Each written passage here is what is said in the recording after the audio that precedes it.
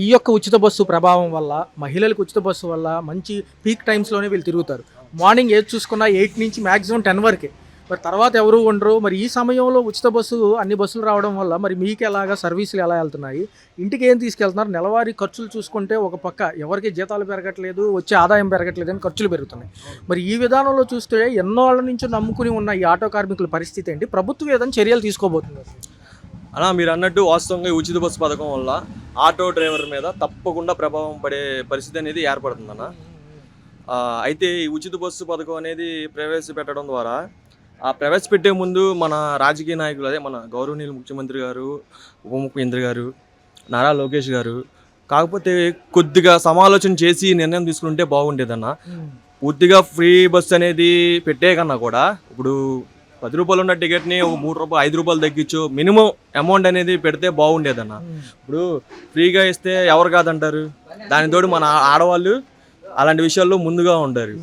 Free అనగానే ప్రతిదానికి ఇదేది కాబట్టి దీనివల్ల ఇంకోటి, ఈ ఫ్రీ బస్సు పథకం ద్వారా ప్రతి ఆటో కార్మికుడు పూర్తి స్థాయిలో నష్టపోతున్నాడు అన్న. కొన్ని ఇప్పుడు బస్ స్టాండ్ ఉంది, కొన్ని చోట్ల స్టాండ్లు ఉన్నాయన్న. వాళ్ళకైతే అంత ప్రభావం పడకపోవచ్చు, కానీ రోడ్డు మీద తిరిగే సాధారణ డ్రైవర్లు, సర్వీస్ చేసే బళ్ళు, వాళ్ళ మీద మటుకు ఇంపాక్ట్ అనేది చాలా ఉంటుందన్న. మరి ఒక పక్క చూసుకుంటే అన్న, ఒక ఆటో కొనాలంటే ఎంత అవుతుంది ప్రెసెంట్ ఫుల్ క్యాష్ పెడితే? ఒకవేళ ఫైనాన్స్లు ఉన్నాయి, కొంతమంది రెంట్లు కూడా తీసుకుని తోలేవాళ్ళు ఉన్నారు.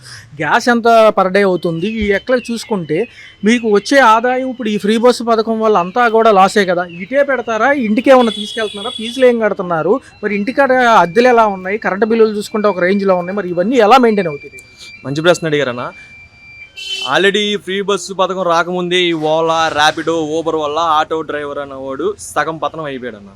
ఈ ఫ్రీ బస్సు అనేది ప్రవేశపెట్టడం ద్వారా ఈ ఆటో డ్రైవర్ అనేవాడు పూర్తి స్థాయిలో పతనం అయిపోతాడు అనేది నిదర్శనం కనిపిస్తుంది అన్న.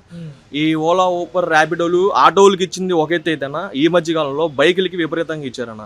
ఇప్పుడు ఆటోలకి ఇప్పుడు ర్యాపిడో మేము 100 రూపాయలు అడిగితే ర్యాపిడో 70 రూపాయలు 80 రూపాయలు పడుతుంది. సో ఆటోకి ఇస్తే ఓకే, అది బైక్ ఇవ్వడం వల్ల ఏముంది, 60-70 కూడా 10 రూపాయలు 20 రూపాయలు 30 రూపాయలకి వెళ్ళిపోవడం వల్ల ఆటో కార్మికుడు చాలా నష్టపోతున్నాడు.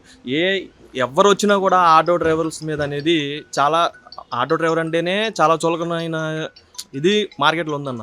చాలామంది చదువుకున్న వాళ్ళు తోలుతున్నారు, డిగ్రీలు చదివిన వాళ్ళు, బీటెక్ చదివిన వాళ్ళు, విద్యార్హతతో ఉన్నవాళ్ళు కూడా ఏ ఉద్యోగాలు లేక ఆటో తోలుతున్నారు. ఒకరి కిందకి వెళ్ళి పనిచేస్తే 5,000 10,000 మహా అయితే 15,000 వస్తుంది. అదే 10-15,000 మన ఆటో డ్రైవర్ సగటు సంపాదిస్తే అన్న నెలకి 20,000 నుంచి 25,000 అన్న సంపాదించేది అన్నీ పోను. రోజు గ్యాస్ వచ్చేసి 300 నుంచి 400 రూపాయలు పట్టింది తిరుగుడుని బట్టి.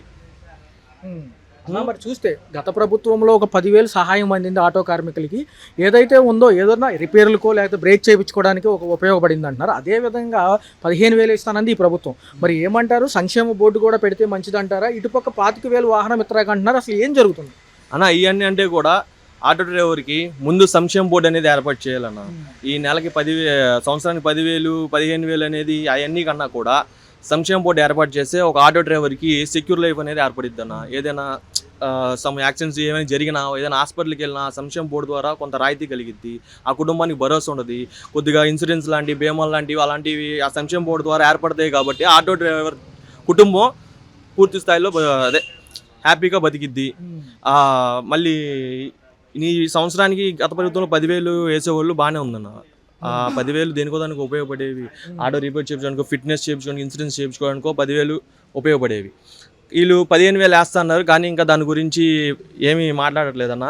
ఈ ఫ్రీ బస్ పథకం వదిలిన రోజు నుంచి ఆటో డ్రైవర్ ఖాతాలో జమేస్తామని చెప్పేసి అన్నారు. కానీ దాని గురించి ఇప్పుడు దాకా ఎవరు కూడా ఇదేంటి వివరణ సేకరించడం కానీ ఏది చేయలేదు. ఒకవేళ పవన్ కళ్యాణ్ గారు, ఉప ముఖ్యమంత్రి పవన్ కళ్యాణ్ గారు కానివ్వండి, ఇటుపక్క లోకేష్ గారు యువనాయకుడు, ఆయన కూడా కొంచెం చర్యలు తీసుకుని దీనికి ఒక స్వస్తి పలికి ఇట్లా ఒక కార్యాచరణ ఉంచి మీకు కూడా కొంచెం ఉపకార వేతనం ఏదైనా హెల్ప్ అయితే రేపు అలా మంచిదే అంటారా?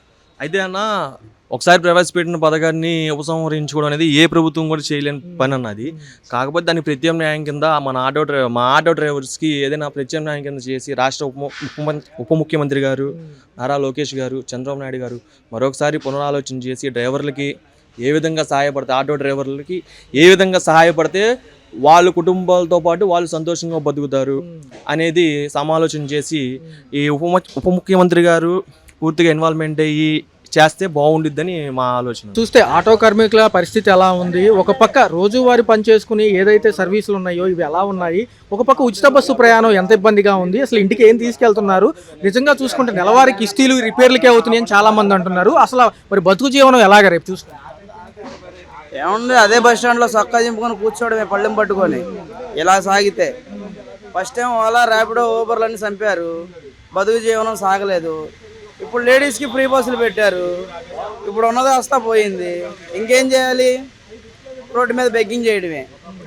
ఇప్పుడు మరి ప్రజల్ని గవర్నమెంట్ దృష్టిలోకి తీసుకురావాలని ఇప్పుడు దోనేపూడి శంకర్ గారు పోరాటం చేస్తున్నారు. అందులో మేము పాల్గొన్నాం కాబట్టి ఇది గవర్నమెంట్ దాకా వెళ్ళాలని మేము పోరాడుతున్నాం. ఇంకా విషయం ఏంటంటే ఇది ఇలా కొనసాగితే రేపు రోజు ఆటో అనేది ఏమి ఉండదో కనుమరుగైపోద్ది. గత 5 సంవత్సరాలలో పరిపాలనలో ఒక 10,000 ఎంతో కొంత ఉపకార వేతనం కింద మాకు వర్కౌట్ అయ్యింది. ఏదైనా బ్రేక్ కట్టుకోవాలన్నా లేకపోతే రిపేర్ల కన్నా వర్కౌట్ అయిందన్న ఆ ప్రభుత్వంలోకి ఇది కూడా ఒక 25,000 లేకపోతే మంత్లీ ఒక 5,000 పెన్షన్ లాగానో సీనియర్ కార్మికులు కూడా ఉన్నారు కాబట్టి ఇందులో ఎప్పటి నుంచో ఇదే నమ్ముకున్న 30-40 ఏళ్ళ నుంచి ఇదే ఉంది కాబట్టి అలా ఇస్తే బాగుంటుంది అంటారా? లోకేష్ గారు పవన్ కళ్యాణ్ గారి నుంచి ఇన్ఫర్మేషన్ ఉంది.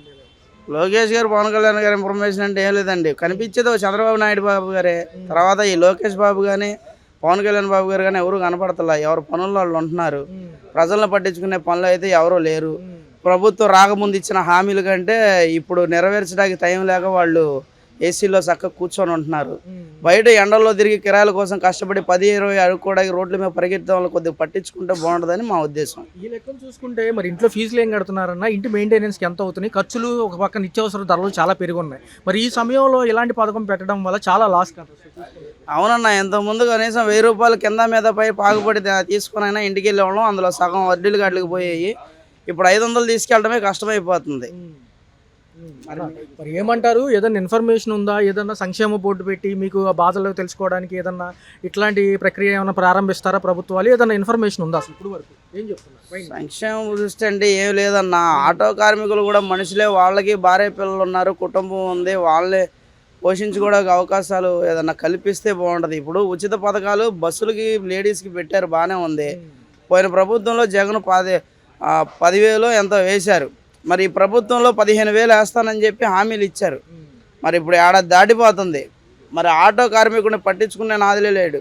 సరే ఉచిత పథకం కింద అన్నీ పెట్టారు, ఆటో కార్మికుడికి 15,000 వేస్తానని చెప్పారు, హామీ బాగానే ఉంది. ఇంత మటుకు ఇలా వేస్తా, ఒకవేళ వేసారనుకోండి, లైసెన్స్ ఉన్న సొంత ఆటో వాళ్ళు ఉన్న వాళ్ళకి వేస్తానంటారు. మరి లేనివాడి పరిస్థితి ఏంటి, అద్దె ఆటో తోలేవాడి పరిస్థితి ఏంటి, లైసెన్స్ లేనివాడి పరిస్థితి ఏంటి, రోడ్డు మీద తోలేవాడి పరిస్థితి ఏంటి, కిస్తీలు కట్టుకోలేక రోడ్ల మీద పడే ఆటోలు వదిలేస్తున్నారు, వాళ్ళ పరిస్థితులు ఏంటి?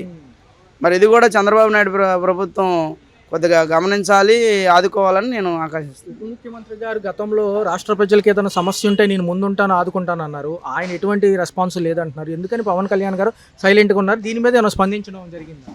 ఆయన అన్నిటికీ ముందే ఉంటున్నాడండి, చేస్తున్నాడో చేయట్లేదో తెలియట్లేదు మాకు. మరి ఇప్పుడు మేము చాలా రోజుల నుంచి చూస్తున్నాం, చంద్రబాబు నాయుడు గారు కనిపిస్తున్నారు, పవన్ కళ్యాణ్ గారు కనిపిస్తున్నారు. ప్రజల కష్టాలు చెప్పుకునే సమయానికి ఎవరు ఏవి నెరవేరుస్తున్నట్టు మాకేమైతే కనబడతలేదు. అది దీన్ని బట్టి పవన్ కళ్యాణ్ గారు కూడా స్పందించాలి. ఇప్పుడు మేము ఆటో డ్రైవర్లు మనుషులే, మమ్మల్ని కూడా కొద్దిగా ఆలోచించి ఆదుకుంటే బాగుంటుందని మా ఆలోచన.